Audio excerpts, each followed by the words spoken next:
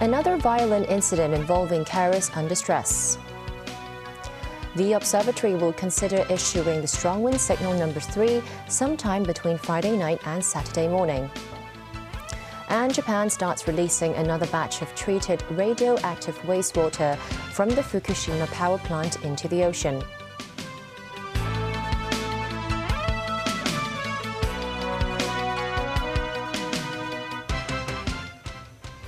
Good evening. A woman and her 2 sons were stabbed in the abdomen in Taiwan today. The mother was arrested on suspicion of wounding with intent. It's believed she was under stress after her 2 sons with special education needs recently moved back home from hostels. Following the incident, the 53-year-old mother and her 20-year-old sons were taken to Queen Elizabeth Hospital. All 3 were conscious at the time. Police received a report from the father of the family at 8 a.m. today, saying his wife and sons suffered injuries to their abdomen. They all live at Longpun Court in Taiwan. According to initial police investigation, the mother is suspected of attacking her 2 sons with a knife before hurting herself. She was arrested on suspicion of wounding. Sources say the trio have 2 to 3 stab wounds each. The mother is a housewife who's suffering from depression while her sons are autistic. The boys used to go to a school for students with special education needs and live in a hostel. But now they no longer qualify for such services because of their age. They moved back home in July and had since been taken care of by their parents. On Wednesday, the father went home and found nothing unusual as the trio were asleep. The next morning, all 3 of them suffered injuries to their abdomen and the father called the police. It's believed the mother had earlier indicated she was under stress and wanted to commit suicide with her sons, and she sought help from social workers. There's no record of violence in the household, but the police earlier received reports of quarrels between the couple.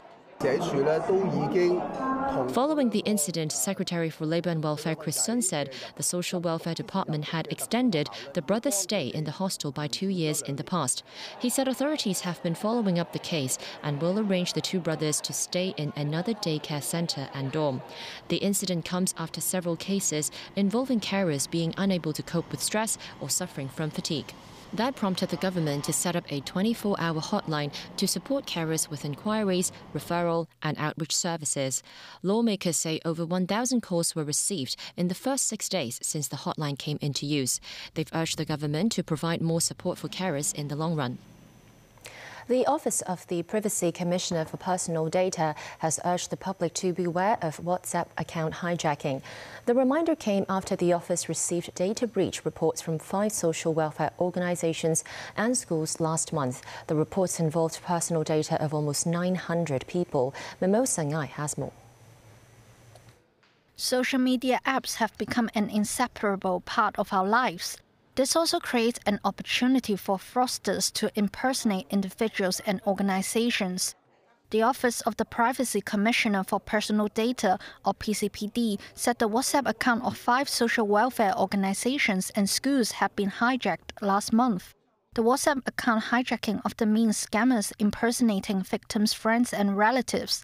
The scammers will then ask individuals to send their WhatsApp accounts verification codes.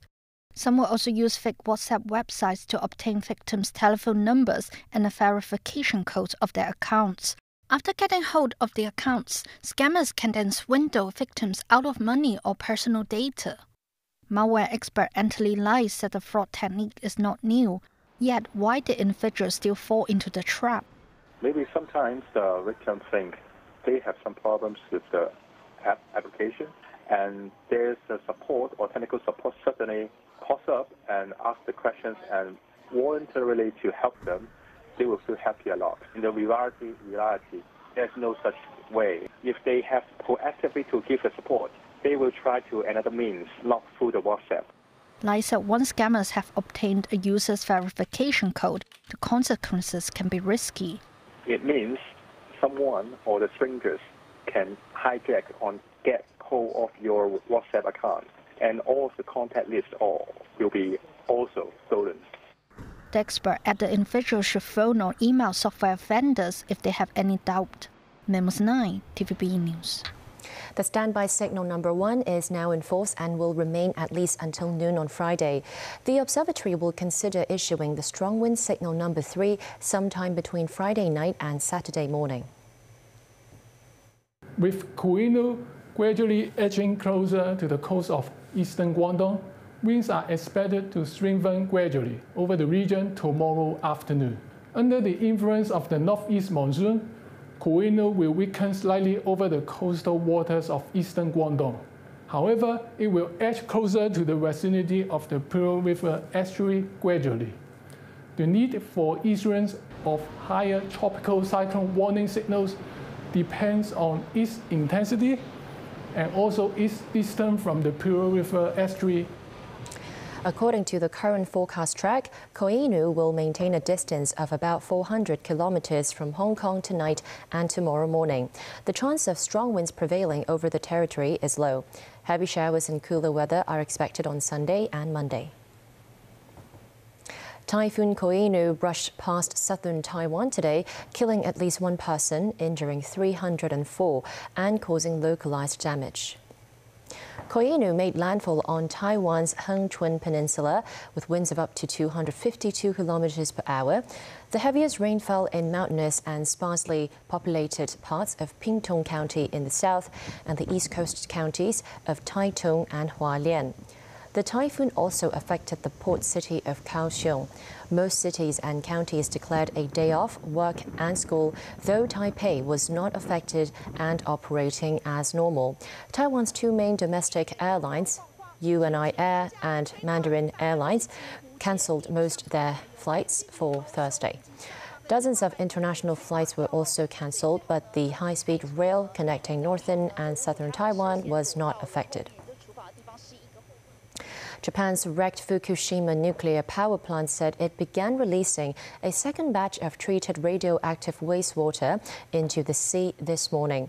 This comes with Russia considering whether to join China in imposing a ban on Japanese seafood imports for fear of radioactive contamination. Malaysia's foreign minister, however, said his country has no plans to do so. Daniel Rao reports. Fukushima Daiichi nuclear power plant operator Tokyo Electric Power Company Holdings, or TEPCO, said workers activated a pump to dilute the treated wastewater with large amounts of seawater, slowly sending the mixture into the ocean through an underground tunnel. Some 7,800 tons of water will be released into the Pacific Ocean over a 17-day period, the same as the first round. Japan started the first round of contaminated water disposal on August 24th amid raging opposition among local fishermen and widespread concerns from neighbouring countries, including China, which subsequently banned the import of Japanese seafood products. The power plant has stored more than 1.3 million tons of radioactive water in massive tanks, which it has accumulated since the plant was crippled by a massive earthquake and tsunami in 2011.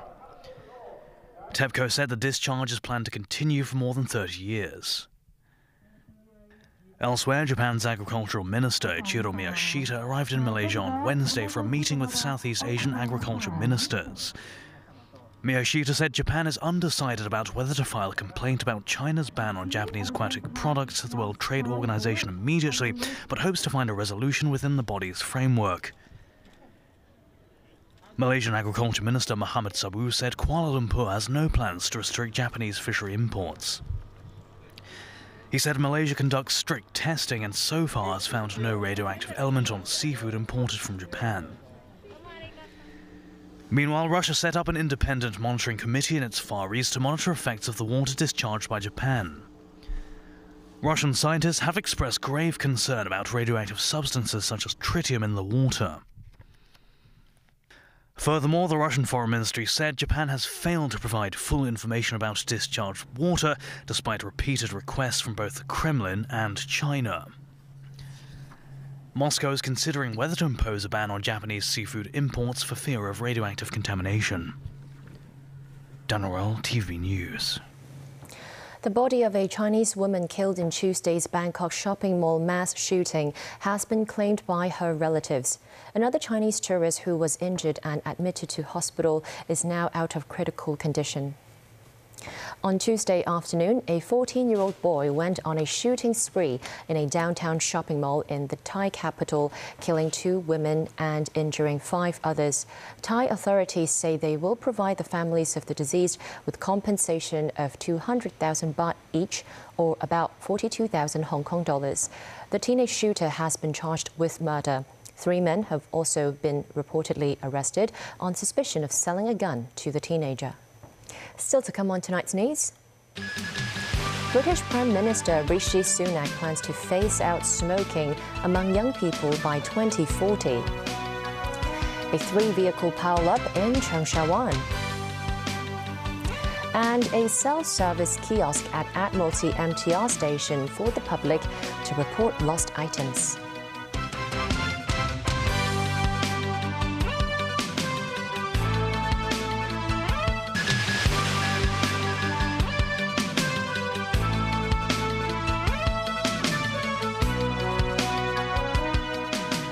Welcome back.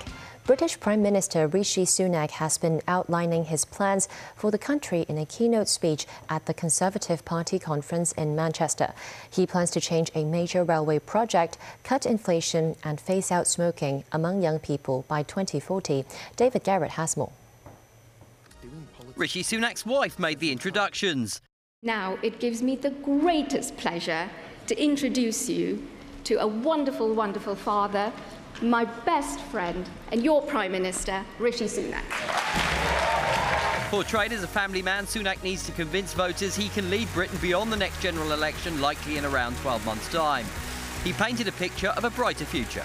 Thank you, Akshata, for that introduction, and thank you for always being there for me, my wife. Truly the best long-term decision for a brighter future I ever made. Once the jokes were over, it was down to business. The packed hall in Manchester listened as he confirmed he's scrapping a high-speed rail line from Birmingham to Manchester. I am cancelling the rest of the HS2 project. And in its place,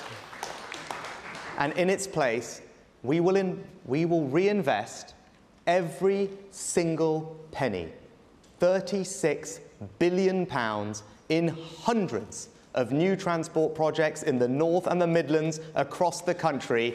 The project has already cost more than it was supposed to and suffered delays. Next, he spoke about the economy. Many in the party think tax cuts are the best way to convince voters to back his Conservative Party. I know you want tax cuts. I want them too, and we will deliver them. But the best tax cut we can give people right now is to halve inflation and ease the cost of living. Applauded by senior cabinet members, Sunak referenced arguably the most famous Tory Prime Minister of them all. Inflation is the biggest destroyer of all, of industry, of jobs, of savings and of society. No policy which puts at risk the defeat of inflation, no matter its short-term attraction, can be right. Not my words, but those of Margaret Thatcher, as true now as they were then. Sunak laid out plans to effectively ban smoking for the next generation. He said it costs the country £17 billion a year in healthcare and must be stopped. In future, we raise the smoking age by 1 year every year. That means a 14-year-old today will never legally be sold a cigarette, and that they and their generation can grow up smoke-free.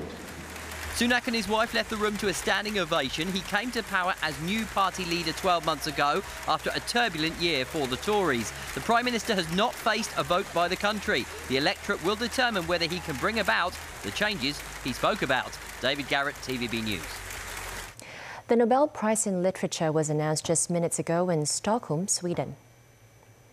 The Swedish Academy named Norwegian author Jon Fosse as the 2023 winner of the Nobel Prize in Literature for his innovative plays and prose which give voice to the unsayable. Mats Malm, permanent secretary of the Swedish Academy, announced the prize winner in Stockholm. The 64-year-old author's first work, Red Black, was published in 1983. The Nobel Prizes carry a cash award of 11 million Swedish kroner from a bequest left by their creator, Swedish inventor Alfred Nobel. Winners also receive an 18-carat gold medal and diploma at the award ceremonies in December. In Cuba, 2 firefighters died when they were trying to rescue families from a building that had partially collapsed. As they were working, more of the structure caved in. Another person died, taking the number of dead to 3. Officers were already on the scene and people were filming on their phones when more of the building fell apart, creating a cloud of dust. As the sun came up, rescue workers continued to search for survivors. There were around 50 people inside when the building started to crumble. Because the block partially collapsed at first, it appears it gave most of the residents the time to get out safely. Back locally, police have arrested 6 more men in connection with the cryptocurrency platform Jpex, bringing the total number of arrests to 26. An operator and a former board member of a crypto over-the-counter shop, CryptoPod, are among those newly arrested. Officers carried out investigations at the shop today. The other 4 people newly arrested are staff members of 2 other crypto over-the-counter shops. A 3-car accident happened in Changsha 1 at noon today. At least 4 people were injured. The 3-car accident happened when a white electric car collided with this truck. The truck in turn crashed into a homeware shop. Goods were scattered over the place. The white car also crashed into the back of a second truck. After the collision, the homeware shop remains open for business. Police arrested the 64-year-old car driver on suspicion of dangerous driving. The public can now report lost items at a self-service kiosk at the MTR Admiralty station.